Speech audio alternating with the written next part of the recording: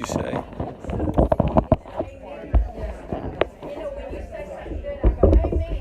Oh, okay. Yeah, that's right. I got you. I understand.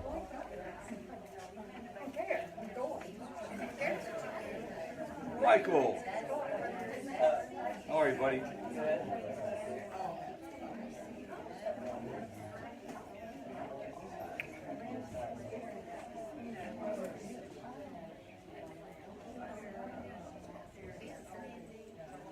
Hey, Lynn.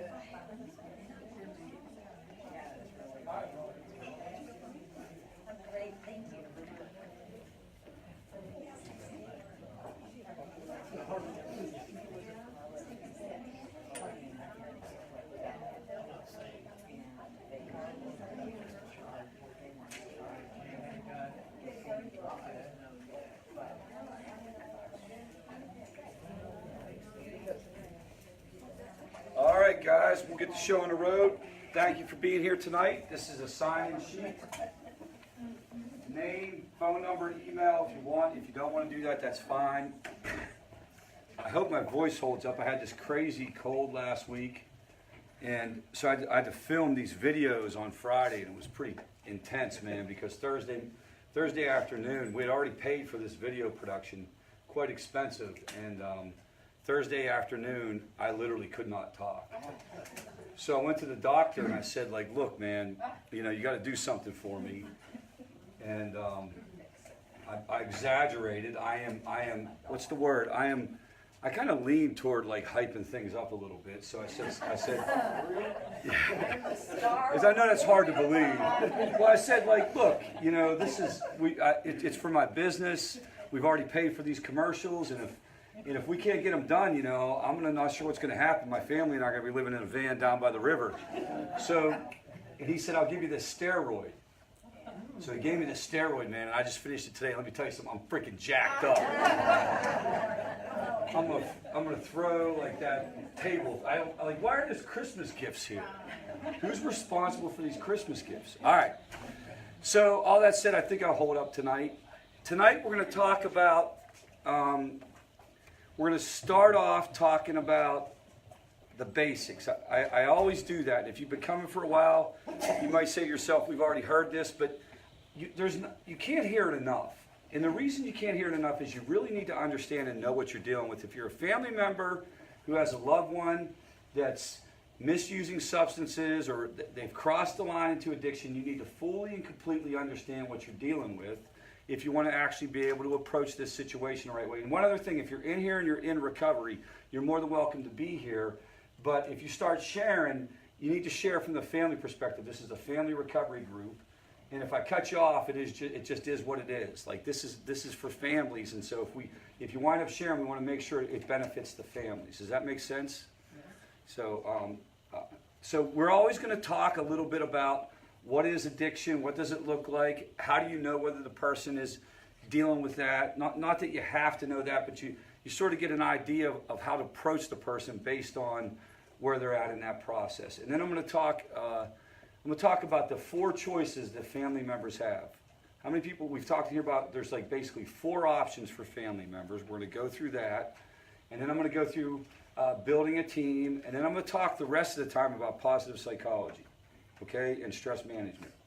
Anyone have any objections to that? If you do, the door's right there. You're on steroids. Yes. You're not on steroids.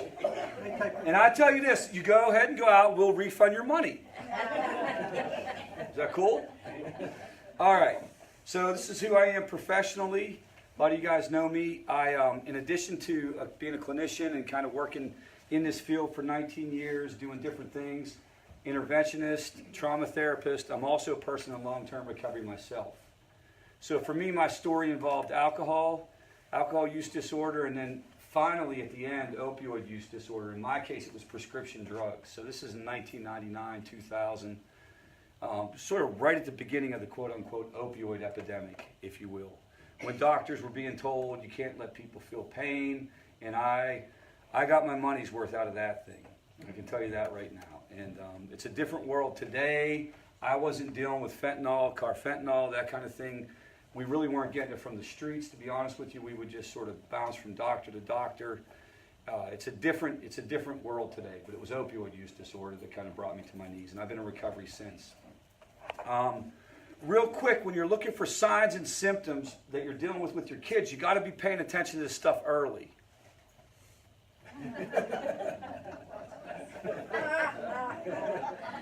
Just take a minute and let that marinate. All right. So let's start off talking about, and I'm sorry, I got a little bit of a reverse order. I want to start off talking about the need to identify a team or to think about identifying a team. All right. So some of you are here with your family intact. Some of you here, mom, dad are both here. Some of you are here just by yourself, and you're the only person seeking information. As you go through this, I want you to be thinking about who else needs to be involved in this conversation.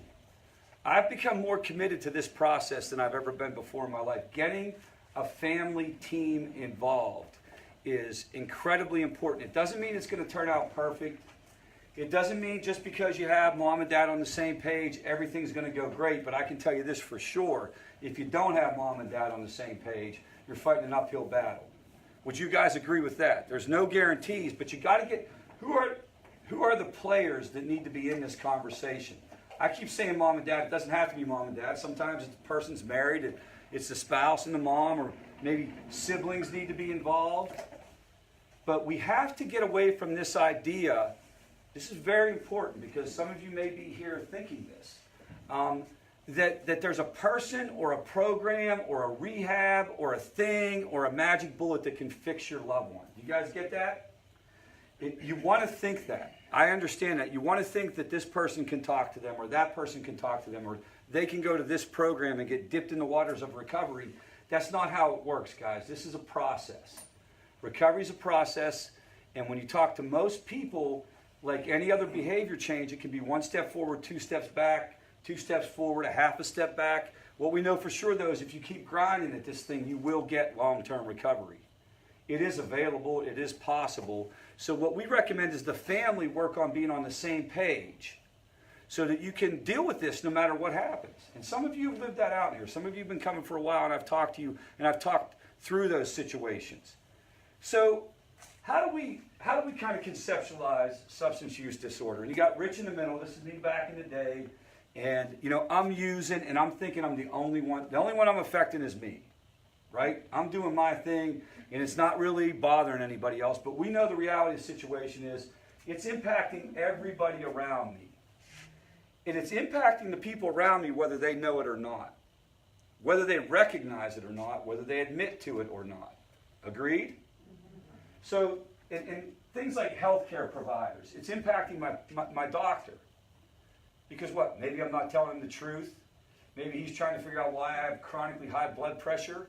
Maybe he feels like why is he sick all the time? Why is he coming back and saying that his pills got stolen out of his car again? That's the 5th time this week that his pills got stolen out of his car. That poor guy must live in a horrible neighborhood. It's affecting the legal system if the person's doing things illegal. It's affecting all members of the family. Even if they're not directly there, like extended family. How about grandma and grandpa? Aunts, uncles, siblings, wife, dad, everybody's involved. And what happens is everybody has some kind of like different approach or different take on the situation. So what you start to have, instead of having a team, you start to have a series of 1, 2, 3, 4, 5, 6, 7, 8, 9 different interactions with the person and 9 different approaches. You get that?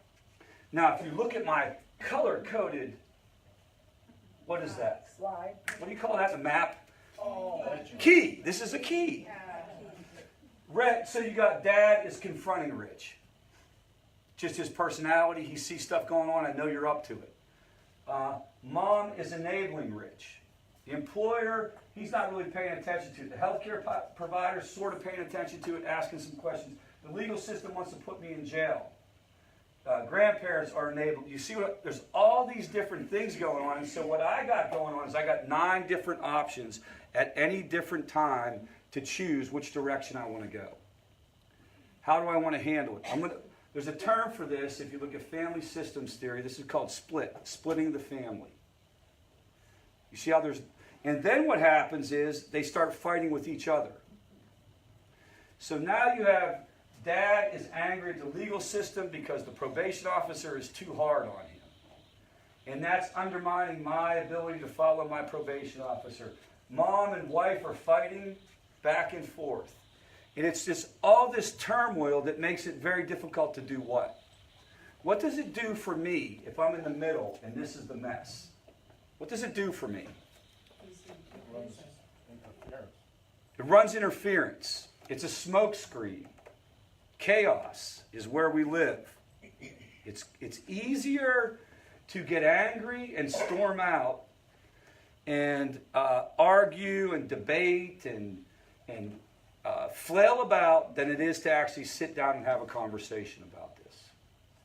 This is what we want. Just look at that. That looks stressful. Would you guys agree? It looks very, very stressful. Fighting back and forth. We think that someone's going to come in and grab Rich, pull him out, take him to rehab, and then come back and put them right back in the middle of that, and everything's going to be okay. What do you guys think about that? Unless you clean up all this, it's just going to be what? We're going to come right back here and we're going to find out how to do the same thing over again. And this is where family members get jammed up because, and this is just straight talk, guys. This is just the way it is. What family members want is they want me to grab this guy, pull him out, and not do anything about this. If you don't do anything about this, you're going to be fighting an uphill battle. Not that nobody ever got it, but do you see how hard that can be? And what gets in the way of family members wanting to do something about this, about that mess? Anybody got a guess? It sucks. Because what does it mean? It means these two have to have a difficult conversation. It means dad needs to be put in his place and back off. Quit trying to intimidate the probation officer. There's a lot of difficult conversations that need to occur to clean that up. And nobody cleans it up perfectly. Nobody cleans it up perfectly. That would take a lot of family therapy because this can happen over a lot of different things. Right there it says, Rich, that could say left the toilet seat up. That was funny. That was a funny joke. Well, it really wasn't, was it? Wasn't funny at all. Not in the middle of the night. So what we know though is people do get better. They get better in a lot of different ways, and that family members are about 8 times more powerful and have 8 times more leverage than your average professional therapist. So the family is a key part of this process. And what you want to do is you want to move everybody to the same team with addiction in the middle. So Rich now becomes part of the process. That doesn't mean that that doesn't mean he's going to be perfect. But it's no longer, and again, this is really theoretical. It doesn't go down like this every time. So if you're sitting there and you're thinking about it like maybe you're in this situation or maybe it's not quite that bad, some of the things that you'll hear people say about why they can't get this changed is they can't get other family members to pay attention to it. You want to start thinking who else needs to be involved in this conversation? Who else needs to be part of this that maybe doesn't know anything about addiction? Maybe you have somebody who absolutely will not learn about it. Has anybody, by a show of hands, had anybody in their family like that? I would think it'd be more people. I mean, usually if you start now remember, if you're doing it right, guys, you're getting everybody. Do you guys understand that? Like, you're getting the wife. You're getting mom, dad, wife, siblings. The more people you have in this circle, the better. So as you start saying what gets in the way, does anyone have any suggestions on how to get somebody engaged on the family end who's disengaged? Has anybody successfully taken somebody who's on the outside and they're like, I don't want to have anything to do with that, and then got them more involved in a family recovery? Anybody got any words of wisdom? Rich? Yes. We were able to get a couple of our siblings to come to your Saturday workshops that you used to do, or to family recovery, to start to really learn more. So one of the strategies, one of the reasons why we do this lecture format is it's less threatening for people who want to learn. Have you ever gone to like another type of recovery group where it's kind of like you sit in a circle, you talk about your feelings, and you share on.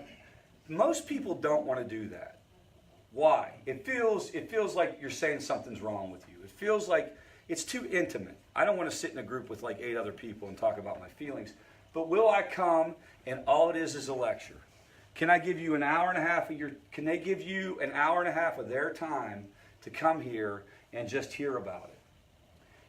The other thing is you'd have to actually ask them to come, right? You'd have to ask them to come and say, hey, so-and-so, why don't you check this out on Monday night? Rich is doing a lecture. Come and see what this is all about. And see what they say. Many times people haven't been asked. They're sort of sitting there kind of, I guess the family's assuming that they will all of a sudden see what's going on and they'll tag along. That kind of thing. What other suggestions or ideas? I just keep Yes. sharing the Facebook Live thing. So right now we have access to my Facebook page. We're changing that in 2019. We're going to move to like a much better format with increased technology, and there'll be a different way to access that will actually be even more effective for people. But yeah, you can certainly check out online content. You actually could go get a book and read it. You could go to any other type of meeting that's accessible. Absolutely. Did someone else have a suggestion? Yes, ma'am. My son's employer just found out that he is addicted and feels like he's going to lose his job, and he lives on the West Coast. So one of the things that I asked my daughter to do, because her position is, he can't come to me, I won't let him come in my home, I'm not giving him any money, don't even have it. I said, well, why don't you try this as an option? Instead of just saying flat out no, why don't you look into other support groups, rehab facilities, services that he could possibly avail himself of if he were to come to her and ask for help. Absolutely. So I said, then don't just reject him, because that could drive him over the edge. Do some research where you are to find some potential support for him. You know, put him up in a week, he's going to get into the program, just as a starting point. So you have to start with trying to get the person exposed to the information. And you guys can fill in the blanks on how you're going to do that with your loved ones. But again, we think it's valuable for you to come here no matter what, because we think we can help you with your stress, with your anxiety, with your worry around these issues. But I'm telling you, when you start to think about how does a person changes whenever there's a unified front around tight relationships. Now, are there people who will change just because they're going to lose a job? Absolutely, that does happen. But in general, the more people you have involved, and the more the person is aware how it's impacting people in their life, the better. The classic situation is like, I'm married, right? So I'm married and I'm fighting with my wife, but I'm running to my mom and she's okay and everything. I'm 29 years old, running to my mom. When I get kicked out of my house, I go to the ski slope and hang out all weekend. My mom pats me in the back, says how mean my wife is. Now, do you think that's going to work? No, I'm probably like, that was pretty freaking cool. Let me do that again. So this is where it all comes down. And again, you want to look for this. Any other questions that anyone wants to ask about a team? I know a lot of times if they've been in addiction for a long time, they will start, they'll come down to where they only have one person that even wants to talk to them anymore. You know, they've alienated the rest of the family or their friends or whatever. They end up, a lot of times if they've been in addiction a long time, that's how they end up. There's one person that maybe they're connected to, and they may not even have all of that. Yeah, here's what I would say to that. And again, I'm just telling you based on my experience. I think a lot of times people who've written people off haven't actually given it a shot. This is my take. The reason the world came up with let them hit bottom and detach is because it's easier for everyone. Do you guys get that? Do you guys understand that? It's easier for the system to say that. It's easier for our healthcare system, our insurance providers, our therapists, our rehabs, everybody to say, let them hit bottom until they want it. Do you understand that? And it's easier for family members to say that too. If people have actually gotten education, this is where I'm challenging you. If a person has gotten education on what's going on and then they still say, I want nothing to do with the person, I can get that. But if you haven't tried to get education, if you haven't tried to get the information, I would encourage you to come get the information first before you make a decision, even if the person's been in addiction for 20 years. That's the way I would think about it. Because how do you actually know what you're dealing with until you get to see this stuff? And unless you've gone and read books or you've gone to other programs too. You guys get that? Now you guys cannot make another person do anything. You can't make a family member do it either. You can only take care of yourselves. But you can encourage them. I don't know, maybe do an intervention on a family member to do an intervention. I don't know. Maybe it starts to get real weird. So, and what you're driving for, you're trying to get a team together because that's going to help you figure out what your options are at any given time. So, yes, ma'am. Other than just blurting it out, do you have any advice for telling family members like that live far away and probably don't know what's going on. You mean sharing information about your loved one? Mm-hmm.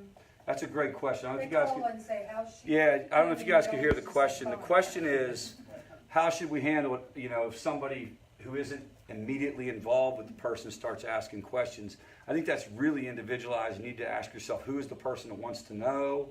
How close are they? How much do I trust them? That kind of thing. And I think that when it comes to sharing the information, the truth is it almost is sort of blurting it out. Listen, can I just tell you something? Here's where we're at with this. And then you point them in a direction on where they can try to find some information, that kind of thing. But I would caution you to think through, who do I want to say that to? We talked last week about who do we share information with and where do we find people we can trust, people we can lean on. You share with the wrong person, it's almost counterproductive. They can be kind of untrustworthy, or maybe they say something that's judgmental, that kind of thing. Say something to the wrong person. So again, 4 fundamental choices. No matter what the situation is, whether your loved one is just starting on this journey, or they're in and out of recovery and they're dealing with the situation. This is the 3rd, 4th, 5th time. The first thing is you can do nothing new, nothing different than what you're doing right now. It's okay. You can come to this group, continue to get information, and continue to try to figure out what you want to do. And we got your back, and we support you if you want to do that for the next 20 years. We do not judge that. It's hard to make these decisions. But understand, you can't ask us then, what do I do? Okay? Because what you do is you come and listen. Make sense? And you think, and you monitor, and you start to think, do I want to try something? So what's the least intrusive, least dangerous, quote unquote, dangerous thing to try? It's just a family meeting. You sit down with the person, you lay all your cards out on the table, you tell them that you're worried about them. I love you too much to watch this unravel. I love you too much to act like nothing's happening, and I want you to get help, but you don't attach an ultimatum to it. You guys follow that? You do not. It's literally just it's almost like more of an emotional appeal than anything else. And you'd be surprised how many times that can either get a person back on track, or that can kind of like start the process. I know it's not what you've been taught about interventions, but it is. It's just a loving conversation.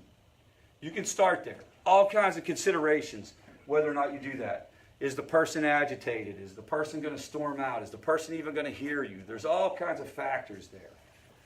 The third thing is you can do an intervention. An intervention is basically the same as a family meeting, except what? You attach an ultimatum to the end.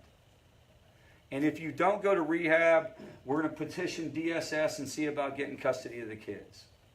And if you don't go to rehab, you're no longer allowed to live in the house. And if you don't go to rehab, we're not going to continue to pay for college. Whatever the back end is. If you don't go to rehab, I can't continue to have these conversations every Friday night. You guys get that part? That's an intervention. And then the fourth option is you can detach from the situation. You don't have to confront it. You don't have to say anything, but you can just say to yourself, I'm no longer going to engage in the rescuing behaviors. So that doesn't mean that I tell Joni, like, you got to leave. Or let me give a better example. That doesn't mean I sit down and tell Joni, hey, I'm not going to pay your rent if you continue to spend your money on drugs. I just simply don't pay her rent when the time comes. You got that? So there's different advantages. This is a little easier to pull off. It's a little bit like, none of us like confrontation. How many people here really enjoy confrontation? I mean, I don't really enjoy it. It's uncomfortable. First of all, I don't like getting punched in the face. Man, this is a tough crowd. I don't like getting screamed at. I don't like all the quiver lips and the snot flying and everything like that. Don't like confrontations. So this is just more like monitoring. This one is the most confrontational without question, right? You do not have to do it in a confrontational way, but why does it feel confrontational? Because you're given an ultimatum. Now, what's the most important point with column 3? If you're going to do it, you have to make sure you can follow through on whatever the ultimatum is. If I say you continue to use, you can no longer live in our house, then I have to be willing to take the steps to get the person out of the house. Otherwise, what? It's better to not say anything at all. That kind of thing. And this one is something in between, doing nothing. This is starting the process. This is if you feel like you're dealing with a situation that's out of control. There are other things that go on in family recovery. I mean, you could have a person in stable recovery. You could have a person in stable recovery, but you're worried about specific scenarios. That happens a lot. How many people have experienced that? You're not worried that the person's using, but you're worried about who they're hanging out with. You know, or a better example, you're worried about other stressful situations in their lives. That's not a crisis. That's an ongoing conversation. Let's talk about that for a minute. So let's say that it's not a crisis and you don't feel like you need to take an active step right now, but you're worried about some dynamics. Can you all relate to that? You're worried about dynamics. What are your thoughts on how to approach those situations? What are your thoughts on how to approach that type of circumstance? Let's say, for example, the person is in a relationship they shouldn't be in, living with somebody, or boyfriend, girlfriend kind of thing that isn't good for them. That's really uncommon. Right? I mean, that happens every other conversation I'm in involves that situation. So, you know, there's no right or wrong answer to these situations, guys. It's very individualized, but the ideal circumstance would be that the family would be able to talk to the person about their concerns, but be able to talk about it in a way that doesn't feel like they're trying to control the person. Do you guys get where I'm coming from? There's a fine line between, hey, we're worried about you hanging out or being with so-and-so to, you know, literally trying to like manipulate and control the situation, because families can do that too, right? It's not just the addicted person that can get into that. What's unhealthy about trying to control it is you're just going to set yourself up for a battle. You're going to lose sleep. They're going to lose sleep. You're going to lose connection to the person. You know, you're not going to actually move the needle on recovery if you do that. That's the type of thing that you can work out in rooms like this. You can work out with therapists. If you can get your whole family involved with a family therapist. Can someone look at that freaking... yeah, it's like... Let me turn that down. Well, it's at, what? It must not be working. Whew. All right, let's roll. It doesn't have anything to do with steroids. It's menopause. Can anyone else feel that? Yes, Jerry. I liked your lecture last week on, I can't pronounce the word dopamine or whatever. Yes, I'm going to go over that, yep. Okay, but what I really liked about it, you know, this, I think, if you properly look at it, takes a lot of pressure off of the parents and family. Because you really look at, for us as the kids, that get addicted, and they get addicted to increase their pleasure. Yes. So they have enjoyed this period long. Now, if there were no negative effects of this, hell, let them stay addicted. That'd be a good thing. But there's two negative effects. The effects it has on other people and eventually On their health and their they welfare. end up killing themselves or whatever. Yep. Right? So it's extremely, so what you really gotta do is come up with a very simple program that changes whatever that dopamine is. Yeah. From being artificially induced to, as soon as you get away from the artificial induction, the natural come back on. That's right. Get it back online. Move it from here to here. And a lot of that is building their self-confidence, which all comes from what you talked about, the family connections, the friends. Yeah, and the whole idea of how much do you do and how much do you not do, and you know, we think that like family support is important. I definitely think family support is important, but at the same time, you can't be carrying the person for them. Yes, ma'am.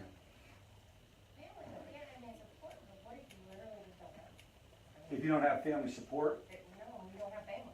You don't have family, or if you do have family, they're out of themselves. so in some cases there won't be a resource to lean on. Right, there's no. Absolutely. Absolutely. Well, then you'd have to do the best by yourself at that point. I don't know if you guys can hear what she said, but sometimes you don't have anyone to lean on. absolutely, if you don't have anyone to lean on, the only thing you could think of would be like employers or friends or other people that sometimes will become involved. Or if you have professional people involved, absolutely. But in terms of, if you don't have a good resource, you don't have a good resource, absolutely. And there's a term for that. There's a term called recovery capital. And recovery capital speaks to the advice is that not all of us were set up for success equally. Like any other type of capital, some of us come with more to the table than others. It was easier for me to get recovery than a lot of people I was in recovery with. That's a fact. We're supposed to say we're a garden variety drug addict and we're all the same, and it's not all the same. I had a car, I had health insurance, I had a supportive family, I had a career. You follow me? Like completely different than the person who didn't. So you have to absolutely like factor that in. And if you don't have somebody, you don't have somebody. Someone was going to say something, Barbara. Yeah, I know that there are a number of halfway homes around our area in particular that I know a lot of women who are involved in them, and there are ones for men as well where a lot of these people, they don't have family, but they build a family within these recovery homes. Well, you were talking about a family member who didn't have a family, right? Who didn't have family. I mean, Yeah, if not the there person. is any family, It's not- they're not helpful. It's like a fifth cousin or something. Yeah. And, or they're addicts, the ones that are supposed to are addicts themselves. Yeah. So, I mean, you can't help an addict helping an addict, don't work that way. So the one thing that you got to do, guys, and I think this might be the most fundamental. You got in any given situation, you can find a lot of reasons it's not going to work, and you can find a lot of reasons, guys, to become hopeless. We can all find a lot of reasons to become hopeless. You got to try to conjure up hope, even when there isn't hope. And you know what? Even if it's false hope, for your sake. If you're a family member and you're in here and you're feeling the pain of this and you're feeling the worry and you're feeling the stress, on any given day, you're going to have to talk yourself into doing it. I don't know how many people in here can relate to that, but you're going to have to talk yourself into keeping your head up because you have a fundamental choice at that point on what direction you go. None of us. It's the club that nobody wants to belong to, right? It's the club that nobody wants to belong to. And you can't reverse all that stuff. I would encourage you, though, to look wide and think who else could be involved. Who else could be involved? Sometimes friends might be the only way that you can go, or the only person you can. I've done a heck of a lot of interventions with families who everyone else in the family was loaded, but they still loved the person. I worked in juvenile justice for 6 years. One of the programs I ran in Pennsylvania, it was one of the top programs in the state working with adolescent boys, and they came from the most difficult situations you can imagine. Neglect, generational trauma and generational crime in the city of Pittsburgh. I never, ever met a family member who didn't care about their child. Even though they were all addicted and they were all selling drugs and they were all parts of gangs, and you could say whatever you want. They loved their kid, though. You would want to try to tap into that to the best of your ability, within reason, right? Like everybody apply that to your situation. And really just sort of try to think it through. Now let's jump real quick into what you're dealing with. This is to Jerry's point. These are the criteria that a person goes through if they actually meet the criteria for addiction. Use despite physical or psychological consequences. If you're depressed and you're smoking weed every day, that's not good for you. That would be an example of that. If you have elevated liver enzymes and you're drinking, that's not good for you. Tolerance, it takes more and more to get the same effect. Withdrawal, when you don't have the substance, you're sick. Craving and preoccupation, you think about it all the time. You can't control it. You were only going to drink 2 drinks and you wound up drinking 22 drinks. You can't cut back. I'm only going to drink on the weekends, but then you stretch it to the rest of the week. Interpersonal issues, everybody's mad at you about it. Avoid non-using activities. You only want to go to the party where there's alcohol and drugs. Great deal of time, it's a full-time job. Work or school problems, and use in physically hazardous situations. Operating heavy machinery would be an example there. Drinking and driving. If you meet 6 of those criteria in any given year, if you have a pattern of use, you technically meet the criteria for substance use disorder, severe, or addiction. What's interesting is addiction actually doesn't appear in the medical literature. Addiction isn't even what it's called. It used to be called dependency. I don't know how many people you remember the term dependency. It's now called substance use disorder severe. It is a disease that you give yourself, not unlike diabetes type 2. Diabetes type 2, you put things in your body that you shouldn't put in your body. And you do it over and over again despite clear medical advice. The organ that's affected is the pancreas.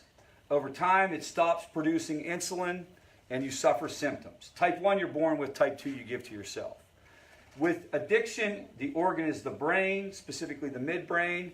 You put things in your body against medical advice over and over and over again, and eventually you stop producing dopamine and you suffer symptoms. It's a lifestyle disease, just like diabetes, just like asthma, just like hypertension, which is why when this problem actually gets solved by our country, it will not get solved in the drug and alcohol treatment domain. It'll get solved in the general healthcare domain. What we believe is going to happen and what we hope for is a full integration of addiction and recovery services into healthcare, where it would just become a routine part of the process, not unlike helping somebody comply with their diabetes. I don't know if you know or not, but the compliance rates for diabetes is very similar to the compliance rates for addiction. Diabetics just don't do right, man. So they just don't steal cars necessarily. Again, a joke. And it's progressive over time. You know, you get real high. It's euphoria. It's fun. It's a frat party. You know, consequences start to come in, diminishing effects, and then eventually you can't even get back. You're trying to use to get back to feeling normal. Because what happens is when you flood your brain with dopamine, over time, that's dysregulated, that's problematic, and for some of us, the brain will shut off the production of dopamine, just like the pancreas shuts off the production of insulin, and that's what that looks like. That's what's going on the left. And when you're dealing with that, you're dealing with a completely unreasonable person. Do we understand what I mean by unreasonable?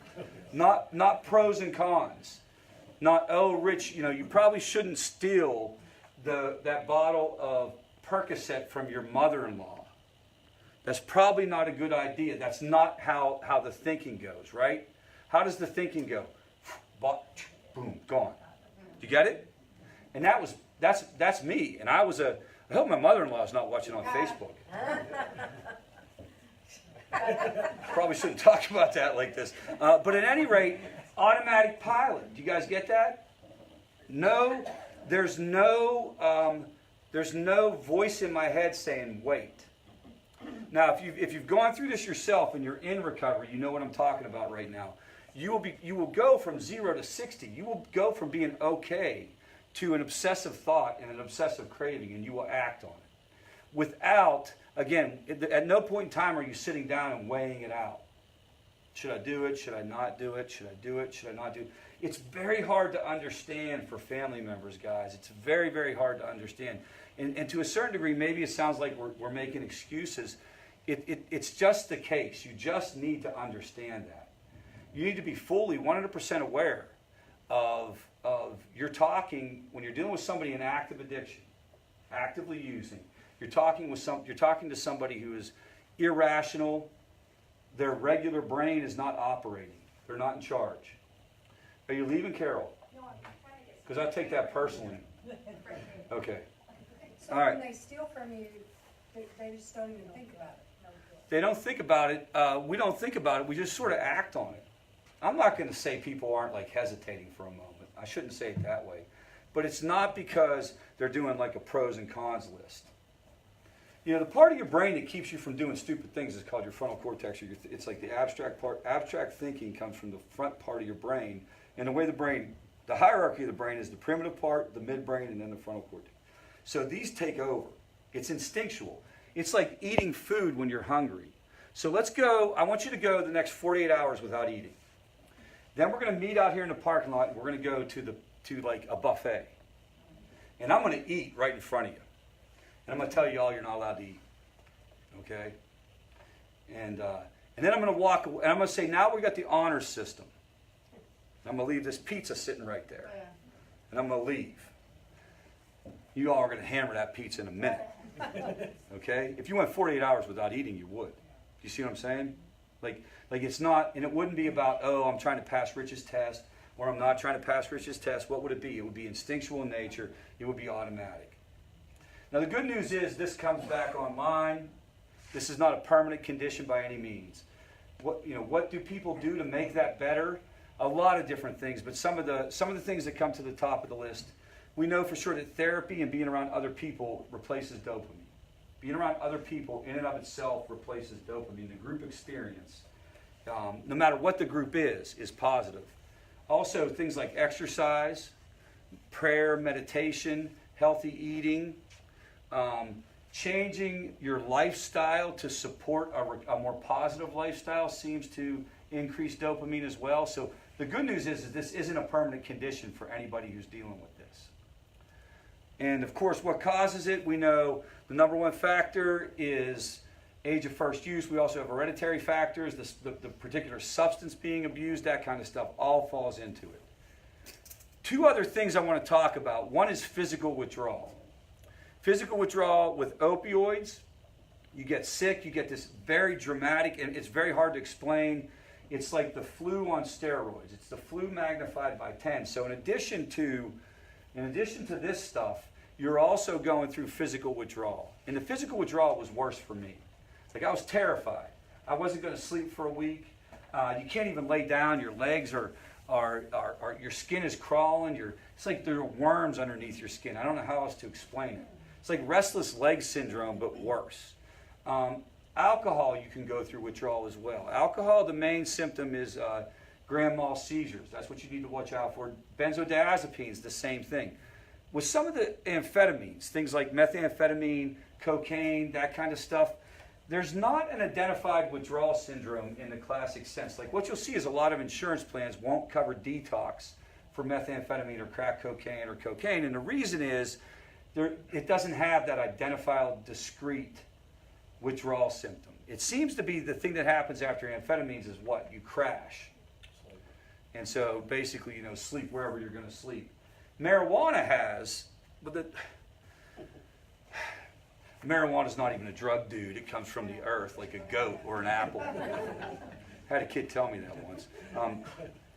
It has a withdrawal syndrome. Marijuana has a withdrawal syndrome. A physical withdrawal syndrome that involves inability to concentrate, inability to sleep. Again, if you tell your average pot enthusiast that, they're not gonna go for it, but there is. What are the other substances? I'll tell you what. Things like you start to get into some of the bizarre prescriptions that are being used. Ambien, highly problematic. Okay, you go through a withdrawal. People will use that recreationally. You go through major withdrawal in those areas. So that's one other thing. And then the last thing I want to talk about are cravings and triggers. Huge deal. Again, you can't do it for your loved one, but whenever you're coming away from anything, when you're changing any type of behavior, you tend to be environmentally triggered. You will run into things that will make you think of that behavior, or think of that substance, or think of that escape that you would get from the substance. And this experiment was done. Did I show you guys this last week? Yes. Okay, so this is where we put people into the PET scan, and when we flash subliminal messages around cocaine, rolled up dollar bills, the person would be triggered. And this is very important for people in early recovery to understand. So you got a combination, for some of us, a three-legged stool.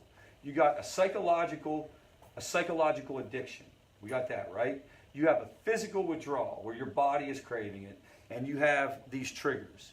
It could be environmental triggers. If you're trying to quit alcohol, be careful where you're at in the store. Okay? If you're trying to quit prescription drugs, maybe you don't want to be the one to pick up the prescriptions for the kids. Do you guys get that? I mean, I had an experience I think I've shared it here before. I was in recovery. I was doing really well. For me, I found recovery through 12-step programs, through Narcotics Anonymous specifically. And had a therapist. I had a sponsor. I was doing everything I was supposed to do. I'm living in Pittsburgh at the time, about 60 days into this recovery process, maybe a little bit longer. Feeling good, not having a particularly bad day. I pull in my driveway, and my neighbor is there. And in Pittsburgh, the houses are very close. You kind of have almost like a shared driveway. And she was very elderly. She opens the window. She has dementia. First of all, she calls me my son's name. She says, Nathan. He's like 8 years old. And I'm like, okay, that's me. And I go into her house, and she had turned the stove on and pulled the knob off. And so it was bright red. So I had gone in there and helped her before with things. When I walked in, out of the corner of my eye, I saw a prescription bottle on her table. Okay? And as we were in there milling around, I looked at it, I turned it, and it was Oxycontin.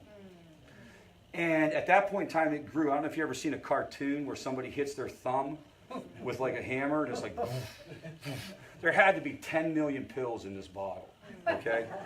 So I'm immediately triggered by that thing. Even though I had done everything that I was supposed to do, even though I was following the expectations, and even though I was a very high-functioning member of society, I want to go on the record and tell you that. I was highly disciplined, highly successful. I was a prodigy to a certain degree in this healthcare system that I was working in. So it wasn't a matter of weak will. Do you follow me? It was a matter of what? Out of the corner of my eye, catching that bottle, my brain going, oh, that's what you want, and my amygdala firing.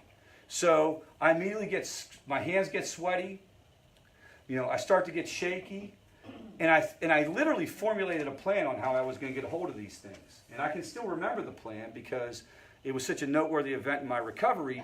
The plan was I was going to ask her to show me her husband's Model T that he had repaired, because she had shown it to me like 17 times. And it was downstairs, and as she was going to go downstairs, I was going to take the pills. But instead of doing that, I left immediately. And I went and I called my sponsor. And I called my sponsor, and I am on the phone with him. Anthony, here's the deal. Here's what's going on. Man, I'm freaking out. I'm sweaty and stuff. And he goes, can I talk to Melissa? That's my wife. And I gave the phone to Melissa, and he said, hey, Melissa, Rich is thinking about stealing your neighbor's pills. Damn. Yes, that's what I said. I said, you didn't have to do that. And he said, well, you're not going to do it now, are you? I was like, no, I'm not. But the point with this is, and again, when I say this stuff, it can sound like I'm making excuses for people. And maybe it would be better if I was talking to a room full of recovering people and they need to hear this is, you got to go out of your way to avoid this stuff. This doesn't go away for a while. And could you get through that? Can you get through environmental triggers? Heck yeah, you can. You can sit on your hands and you can tie yourself up. But why the hell would you want to do that to yourself? So, and again, you can't do anything about this, but this is the stuff that they're going to have to deal with. We're going to have to deal with in recovery. These are just the statistics, guys, around chronic disease. And it's hard to see, but what you can see is that basically no one does this lifestyle medicine perfectly. Whether Is there a list of triggers? The triggers, that's a great question. Her question was, is there a list of triggers? There's a list of common things, but what I can tell you is triggers are very different for different people. Triggers fall into two categories. One is environmental. That's what I just described. When you see the prescription bottle or you walk down the wine aisle and you see the bottles of wine, that's called an environmental trigger. There are also emotional triggers. Emotional triggers fall into two different categories, negative feeling states and positive feeling states, and literally they're 50-50 in terms of vulnerability. Just as many people will drink to celebrate a good day as they will drink to deal with a bad day. The person has to identify their own personal triggers. I'm going to give you a really good example. When it came to alcohol, what I had to avoid was like sports bars and that type of like athletic environment. Does that make sense? I had to avoid those like the plague. I haven't really even been into bars like that, even in 19 years. Whereas other people would have to watch out for going home alone. It has to do with the pattern of your drinking. What does your brain associate with? The time of the day has a lot to do with it for people. The end of the day after work, for example. Holidays, sunny days. There are people who really struggle when the weather gets nice. Why? Because it was associated back in the day with good times. There's a phenomenon that exists around remembering only the good times. It's called euphoric recall. Euphoric recall is, I can remember, being 23, listening to Leonard Skinner with my mullet and my cut-off jean shorts. Yes, let that marinate for a little while. And and I can remember the good time and the good feelings. I can forget about getting in the car accident on the way home. Does that make sense? So you gotta remind yourself of that part of the process. But this is interesting when you start looking at like insulin-dependent diabetes, and less than 50% comply with the medication. So it's not uncommon for those of us with a chronic lifestyle disease to struggle with doing the right thing. And again, that's not an excuse, it's just information for y'all to have. All right? So that's for your data bank. Now let's talk the rest of the time about how you deal with worry, stress, all the things that go along with this. Did we talk about worry last week? Did I go through like different exercises related to worry? The week before. Well, we're going to do them again. All right, so what is worry? You guys know what worry is because you're freaking experts at it. You know, it's future-oriented, it's negative. It tends to have a problem-solving element to it. It can keep you up at night. It can cause stress-related conditions. It can cause anxiety, depression, that kind of thing. It's uncontrollable, uncomfortable. And, you know, it's present in people who've seen a shrink. Why did I put that? Oh, because I was doing, this is therapist talk and this is real talk. Okay. You know, so you don't have to be diagnosed with anything to experience chronic issues with worry. And, of course, some people are more prone to worry than others. You know, there is hereditary factors around worry. Did you guys know that? Pessimism also. Who are the most pessimistic people on the planet? Anybody got to take a guess? What ethnicity, nationality? Jews. No. Scottish. Without question. Yep. Think of Braveheart. That guy was grumpy. All right. All right. 86% of us in America call ourselves regular worriers. That's pretty profound. Chronic stress, 20% of people will get to a point where they meet diagnostic criteria. You guys, why are people dealing with addiction or any other chronic health issue more vulnerable to meeting diagnostic criteria? For obvious reasons, right? It's in your face.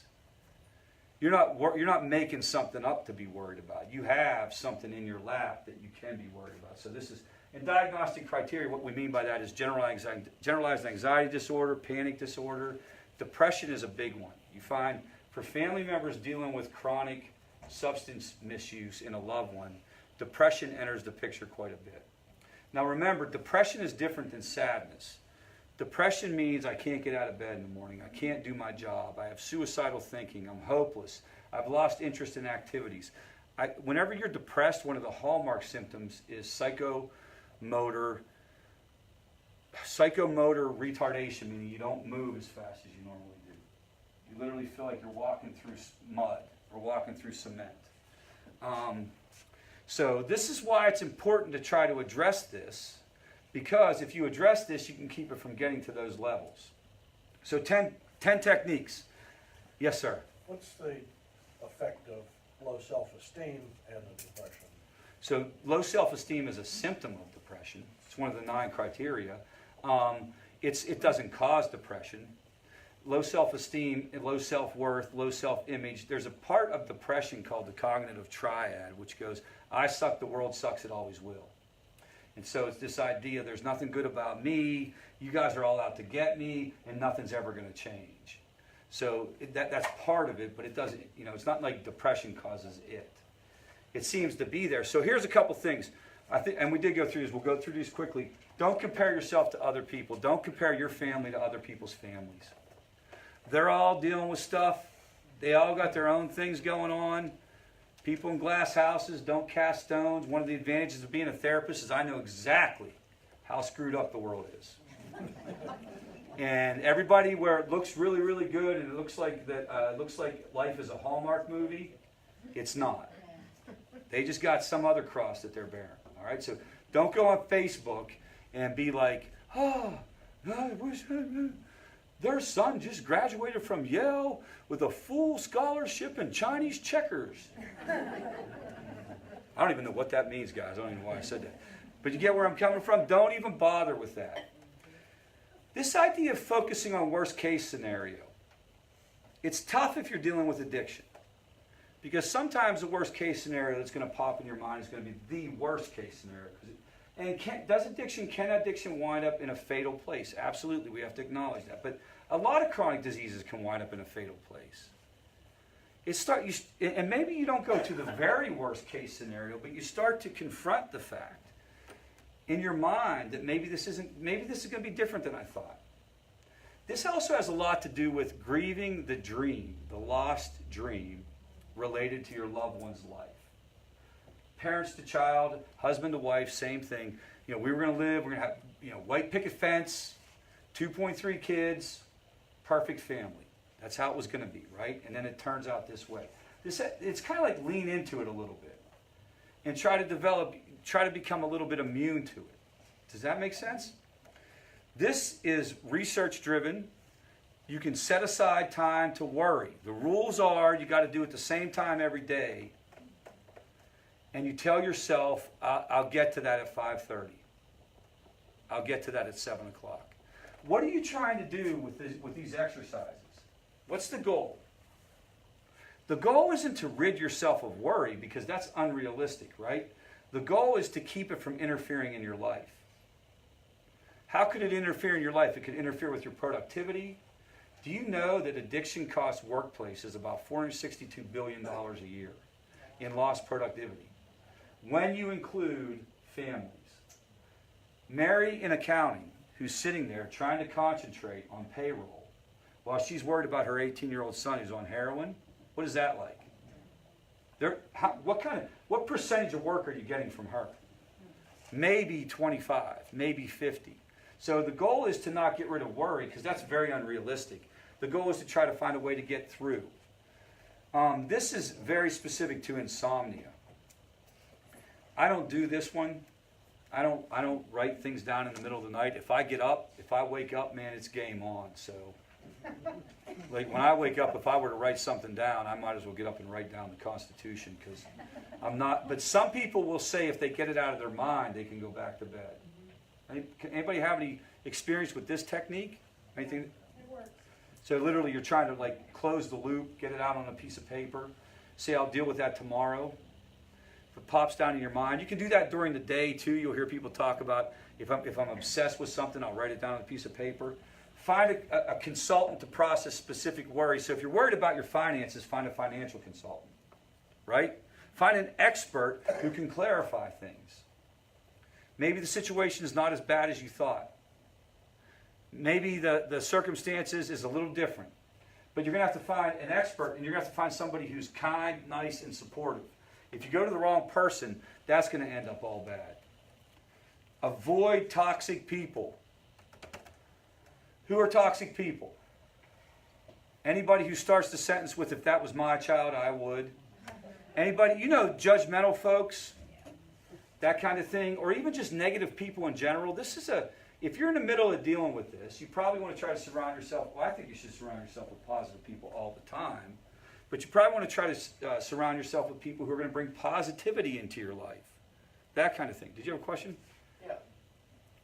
But you better prepare yourself for the people who are screwed up and they're just going to tell you that anyway. Do you mean if you got to be around them, kind of, if you can't avoid them? Right.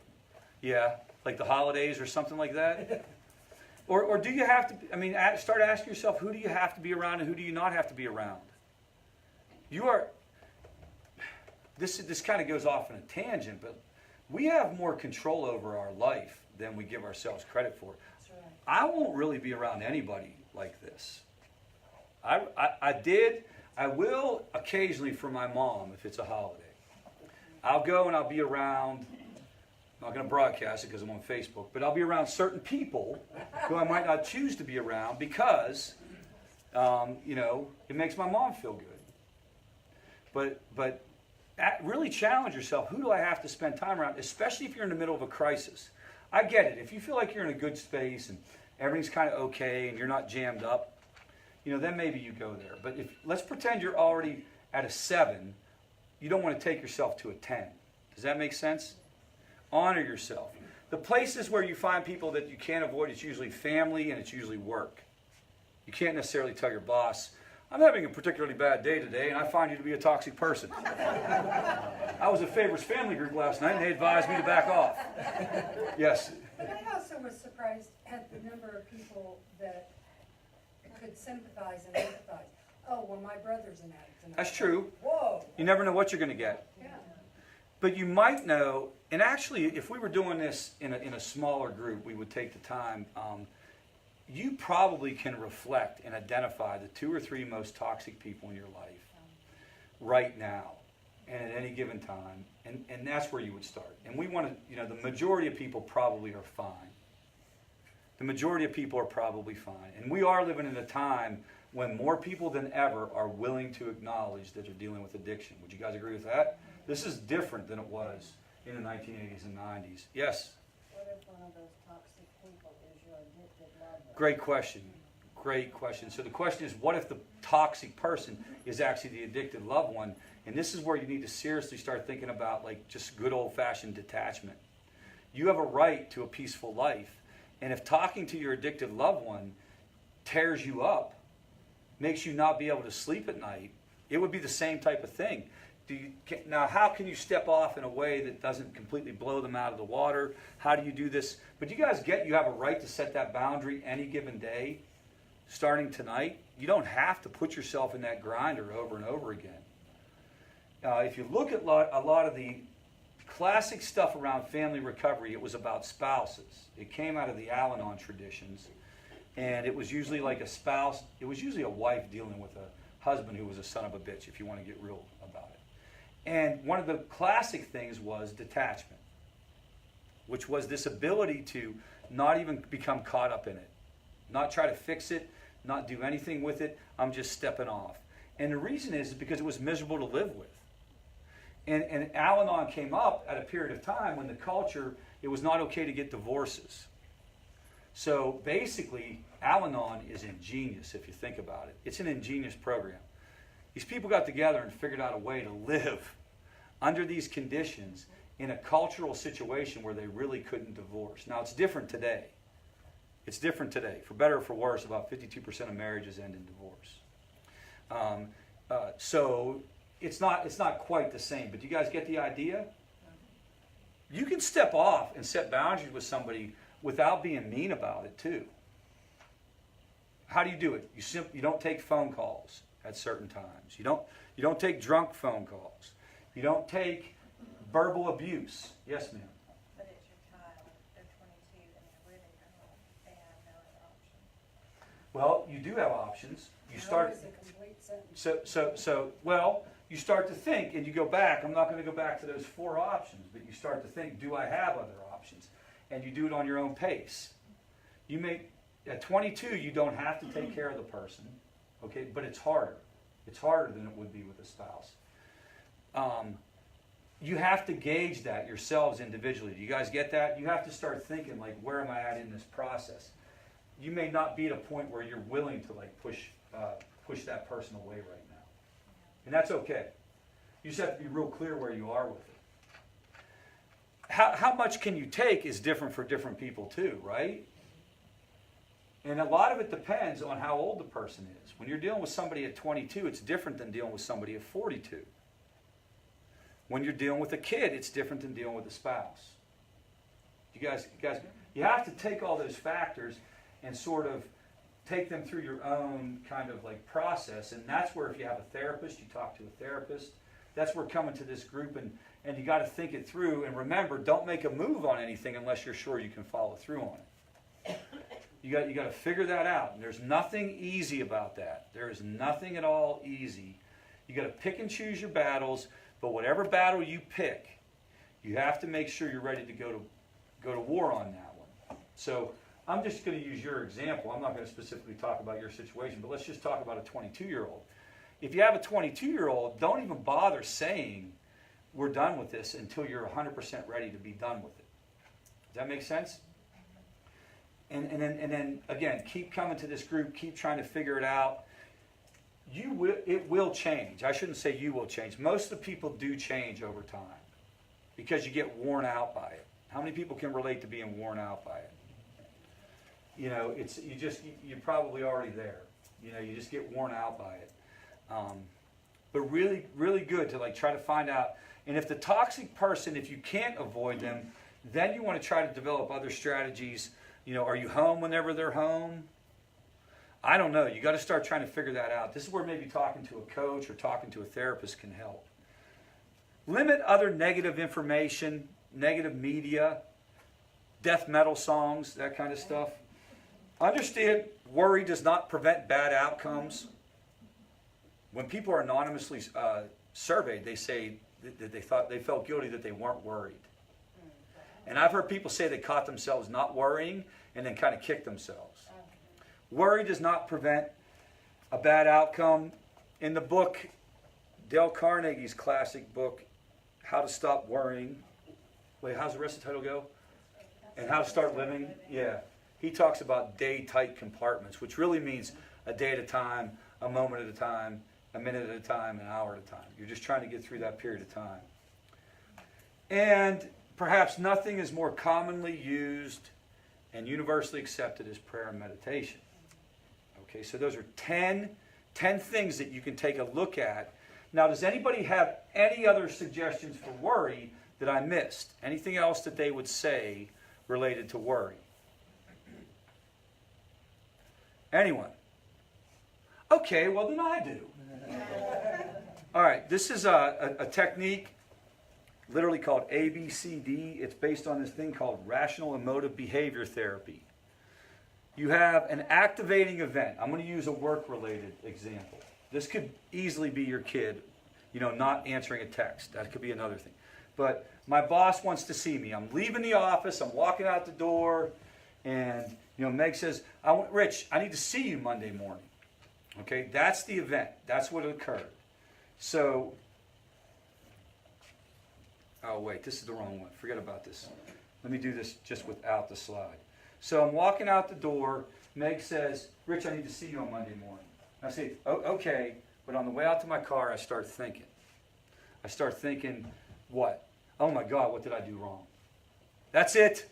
We're getting downside. I'm going to lose my job. I'm up in my head, right? Because what? I've created a scenario related to the facts. And so I create anxiety in myself. I spend all weekend snorting cocaine and drinking because I can't deal with it. Then I don't show up for work on Monday and I get fired. Sort of a joke, guys, but kind of like a self-fulfilling prophecy. What you want to do is you want to dispute the belief. I'm sorry I have the wrong slide. So the activating event is, I want to talk to you. The consequence is anxiety and worry. The belief that causes the consequence is I'm going to get fired. Do you see that? It's not the actual event. It's the belief about the event. And so the D stands for dispute. Dispute the actual belief. Find another explanation for what's going on. What could be another explanation for Meg wanting to talk to me before I leave? Maybe I'm getting promoted. Or maybe there's just another project she wants to move me to. How about a situation y'all deal with? It's 2 o'clock in the morning, you're texting your loved one and no response. No response. Okay? So the event is no response to the text. The consequence is anxiety, worry, you're up all night now. The belief is what? She's dead. She's in jail. Right? She's using again. The disputation would be, what's another possible explanation? She's asleep. The phone went dead. Do you follow that? And you're not doing it to let your loved one off the hook. What are you doing it for? Maybe so you can sleep that night. Remember, you're in a battle. If you're dealing with this, you're in a battle. You got to get your rest. So you're trying. Now this is really hard. I'll tell you, people preempt that by turning their phone off at night. Sort of like another version of that. Do you guys get that idea? All right, I want to pop to some of the positive psychology before I get done here. All right, so what is positive psychology? Positive psychology is a very specific technique, guys. It was developed in '93 by Martin Seligman. At the time, Seligman was the head of the American Psychological Association. And he had spent a lot of time studying a lot of different issues, mostly depression, mostly anxiety, trauma, all the bad stuff. And so the story goes like this. He's in his garden one day. He's weeding, and he's kind of like pulling out his weeds. He's putting them on the ground. His daughter's there with him, and his daughter's picking up these weeds and throwing them up in the air. He has them in a nice, neat pile. He's notoriously obsessive compulsive, okay? And he's kind of grumpy. So the daughter's throwing him up in the air, and he turns around, he scolds her, he yells at her. She starts crying, and she says, "Daddy," yes. He says, "Yes." He says, "Daddy, can I talk to you?" "Yes." "What's up?" He says, "Do you remember when you made me give up my blankie?" She's like 6 years old. He says, "Yeah, I remember that. You did a good job with that." And she says, "Well, if I can give up my blankie, you can give up your grumpy." And his wife's like kind of scolding him too, like, "Yeah, why are you so pissed all the time? You got a really good life. What's the problem?" So he goes in and he says, basically he asked himself a question: how can I get more happy? He wasn't trying to treat other people. He wanted to know how to do it himself. He's the president of the APA. He worked for the University of Pennsylvania. He has access to all this information, all these like really sophisticated scientific databases. He goes to all this different stuff, and what he finds is that there's only 2 articles on happiness. There are 2,000 articles on how to deal with depression, but there's only 2 articles on happiness, and they don't really tell you how to become happy. So he launches the discipline called positive psychology, which then assembles an army of psychologists to travel around the world and study happiness with the goal of picking out what are the universal aspects of happiness and can we teach people to activate that. And he does, and he's able to accomplish that. I have a postgraduate certificate in positive psychology, and I just had to re-up it. I'm back at the University of Pennsylvania now, and so I'm all fired up about this. So you guys got to deal with that. Yeah. So there's specific exercises that you can use to change your level of happiness. And let's just start with just straight awareness. So what do we know? What do we know about happiness when you study it around the world? About half of it you're born with. There literally are genetic factors related to optimistic outlook on life, how much you smile, how you generally report your life satisfaction. How many people here know somebody who just always seems to be happy? How many people here know somebody who always seems to be grumpy? Okay? That's half of it you have no control over. This is interesting. 10% overall. Now this doesn't mean that in any given moment you're not going to be completely unwound about your loved one's situation. If you get a call tonight and they're in the hospital, you're going to be really, really deeply down for a period of time. But overall, life satisfaction, only about 10% is dependent upon your circumstances. What does that mean? How much money you have, health, where you live, the weather. Do you guys follow me? Whether or not Clemson won the national championship, whether or not the Cleveland Browns let the Steelers down. Whatever it is, that's only 10%. The classic study was lottery winners. Lottery winners, when they win the lottery, okay, and they go from, poverty level to unheard of riches, their happiness, subjective well-being, and life satisfaction rises for about 3 months and then crashes back down to where it was. So, and then they also studied people who were in car accidents and became paraplegics. Same kind of phenomenon. It drops below and it returns. So circumstance only has about 10%. 40% is voluntary control. 100% up to you that you do on any given day. There are things you can do that will put you in a better mood. Now that's 40%, it isn't the majority, but that's a pretty good odds that you might be able to improve your mood on any given day. Here's an example. These areas, PERMA. Now pleasure, P stands for pleasure, but you'd also think of it as positive emotion. What are positive emotions, first of all? How many people know what a positive emotion is? Name one. Laughing. Laughing is a behavior. Joy. Joy would be positive emotion. Okay? Happiness would be positive emotion. A sense of awe. You guys know what I mean by that? Like, damn, look at that thing. Right? Adventure would be a positive emotion. Positive emotions and then pleasure. Pleasure is usually more like related to the release of dopamine, doing fun things, doing good things. You got to have some of that in your life, okay? Engagement. Engagement is the flow state. It's an activity that you're in, and when you're involved, you're 100% engaged in the activity, and time flies by. Like this group is almost over. It might be brutal for you, but I cannot believe that an hour and 20 minutes have gone by. I'm very fortunate because of my work is my flow. You're not looking at the clock. You're not wondering what time do I get off. You might be able to access this through a hobby, for example. You know, some people will talk about exercise. When they're exercising, they can feel like they get into the flow state. Relationships, positive relationships over, not quality over quantity. We talked a little bit about that already. Meaning, how do you access the fact that you're not the only one on the planet? And that there's more to the world than just you. For some people, that's religion and spirituality. For other people, that's going down to the soup kitchen and giving back on the weekend. And then A is not attitude. Attitude has a little bit to do with it, but it actually has been changed. It's actually accomplishment or achievement. You got to have some wins in your life. So what you do is you look at this and you say, is there any area that I'm just completely, 100% neglecting? A lot of times people in these groups will talk about, I'm not doing anything fun. What are you talking about? I got this crisis to deal with. Or maybe you need to reevaluate some of your relationships. This is, again, universal. Any questions about PERMA? Yes, sir. I had a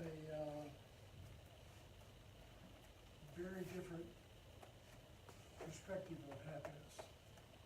I've been doing research for at least 10 years on this, and it's based on evolution, how we evolved, and really what counts is getting our DNA down the line.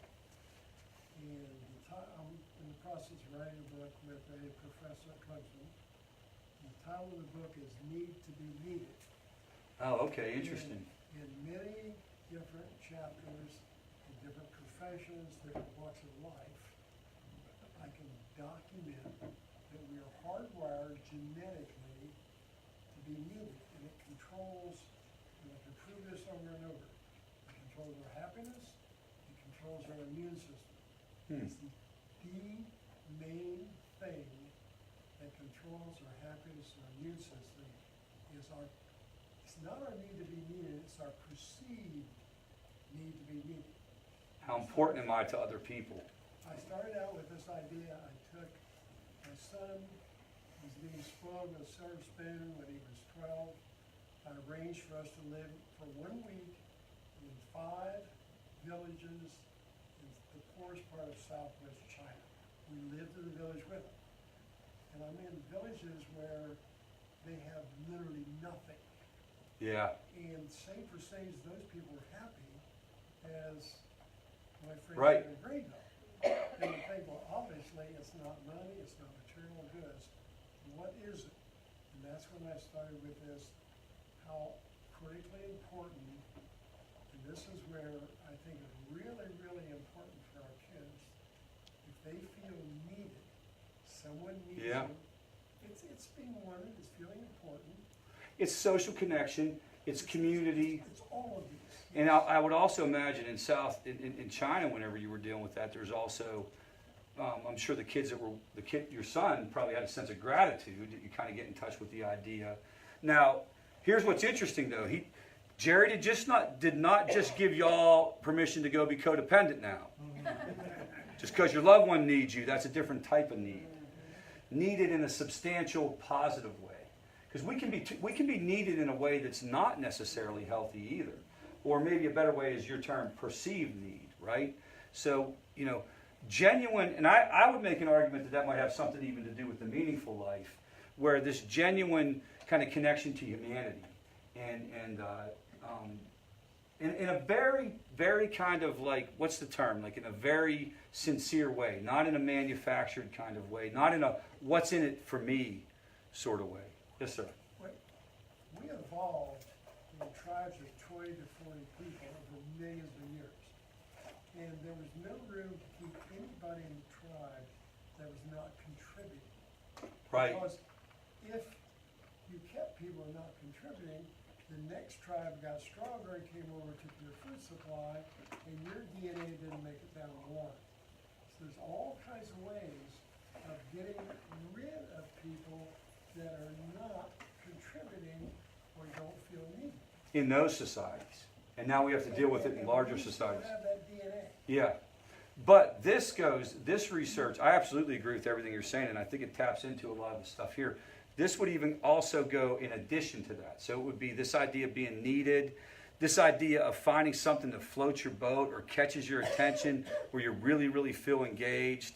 the flow state or being in the zone. This is another area that you can kind of tap into. How do you know what your flow state is? I mean, that's going to be different for different people.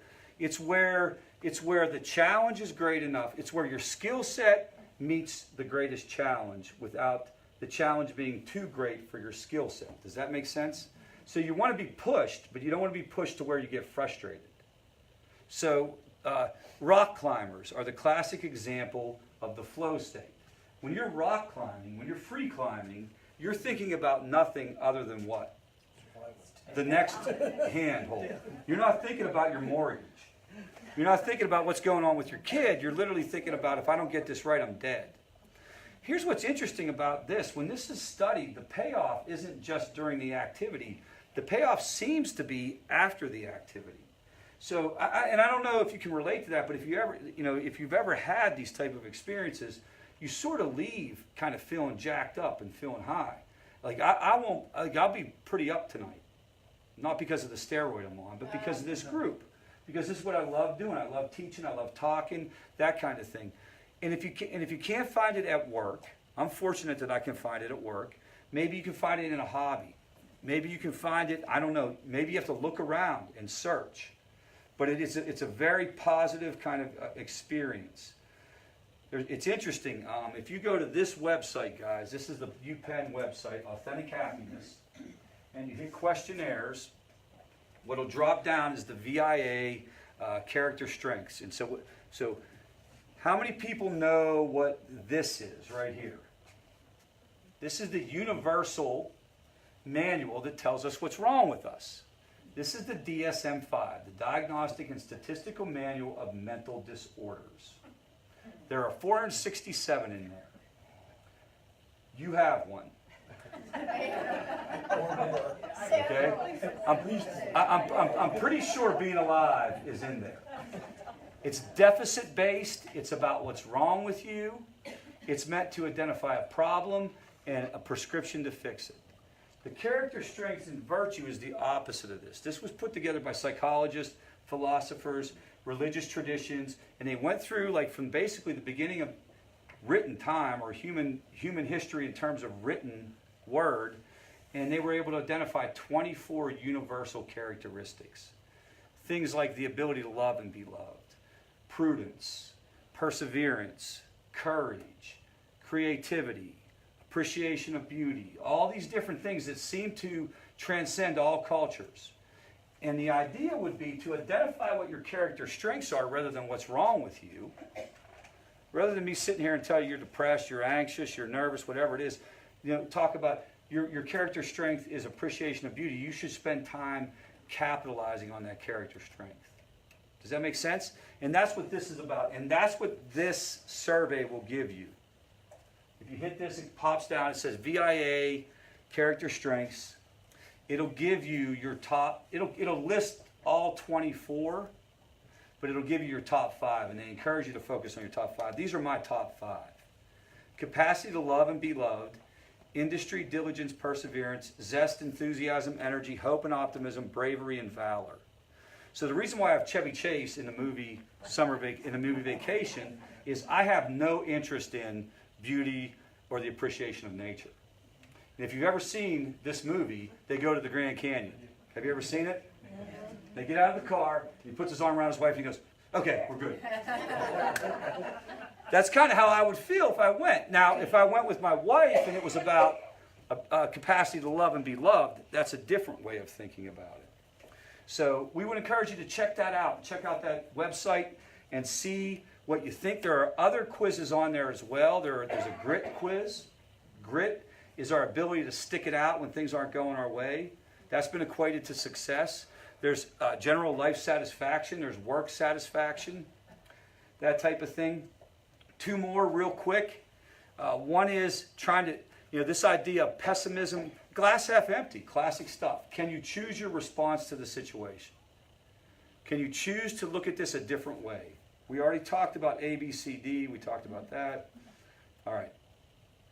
And you can also, the final one is you can build on positive emotions. The broaden and build theory of psychology applied to positive psychology. Negative begets negative, positive begets positive. A snowball. So if you have a positive experience, savor it. How many people know what a picture book is? We all know what phones are now, right? But back in the day, people used to take pictures and put them in photo albums. My mom still does that, okay? If you ever watch somebody looking through a photo album, what are they doing while they're looking through it? But what are they? They're smiling usually, right? Or maybe they're crying tears of joy, but there's something going on. They're literally being taken back to those moments. Now let's assume that the photo album has positive pictures in it. Okay, let's assume the person isn't sadistic and it's like, let me take a picture of my worst day and collect these. Let's assume it's positive, and you can do the same thing. Now today you can do it with your phone. We talk about at the front of your phone, load up a picture that makes you smile. When you smile, you literally release oxytocin into your brain. It's the feel-good chemical. Savor the good stuff. Try to build on the positive, especially when you're in the face of this stuff, okay? Now, we're going to move forward with this positive psychology stuff. This is going to be a new push. There's a lot of new research that's out. Like I said, I'm about 3 weeks into the course. It's a 6-month course, and I'm crushing it, so I try to go through it as fast as I can. I'm going to bring a lot of it here, and I'm going to start a positive psychology group downtown. It's not going to be a favor production. It's just what I do when I'm in this myself. I'm so lifted up or empowered by the idea that we can do something about our mood. And it doesn't have to be the fact that, oh, Rich, you know, you're depressed, you're at a 0. Let me try to tell you how to get to a 3. It can tell you how. Yes? I remember vividly when I was coming to a meeting the next day, and you looked at me and you said, "Don't forget me," for like 3 weeks. Did I say that? That was genius. I did. But when she would come home and I knew she'd used, I would Yeah. go, "No, go back to that day." Yeah.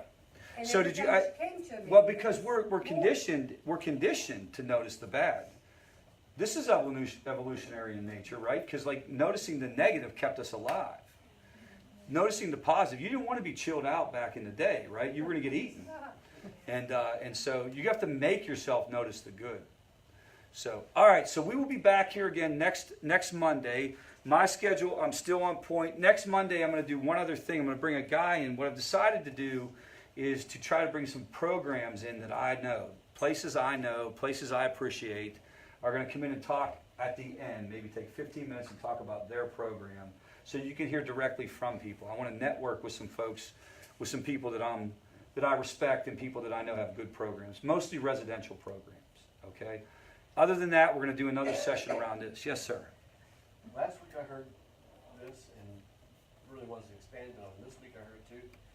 Back in the 80s it was just say no. And that's kind of what you said tonight and last week too. What do you mean? Say no to yourself. I don't understand. Doing alcohol or doing drugs or whatever.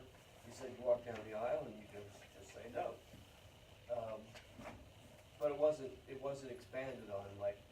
Who says just say no? Me personally? Well, that was the thing back in the 80s, right? That was the thing back in the 80s. So what's wrong with it now? What's wrong with just saying no? It didn't work in the 80s either. So, That's kind of what you said tonight, though. when did I say that? When you said if you avoid the aisle, you don't walk down that aisle. So you're saying no to yourself. I was talking about environmental triggers specifically. You can, you have a decent chance of doing that. I don't know what else to say about that other than we would recommend you don't walk down that aisle. that's when you're first in recovery. And I was talking about recovering people at that point.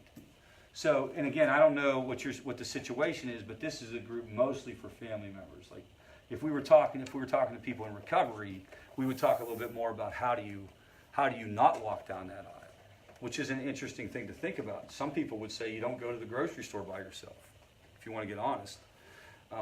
I don't personally think that it's as easy as just say no. And it didn't work. It didn't work to keep kids from using drugs, and it probably won't work to keep a person from making a bad decision. Now, we're out of time tonight, guys. And so here's what I have. I have cards up here that have 24-hour crisis line on it, manned by recovery coaches. These are people trained by me, certified by me, supervised by me. I really won't be able to answer a lot of questions after this. I got to wrap it up. I got to do some things. I got my own family at home I got to get to. So I'm demonstrating setting boundaries right now. So I'm going to have these cards. Grab these cards. You can get direct advice from the staff. Let's take a minute if we can close this thing with the serenity prayer, please. Can I get a moment of silence for those still suffering with this disease, followed by the serenity prayer? God, grant me the serenity to accept the things I cannot change, the courage to change the things I can, and the wisdom to know the difference. All right, good deal. Thank you very much. Thank you. Whoa. Frank.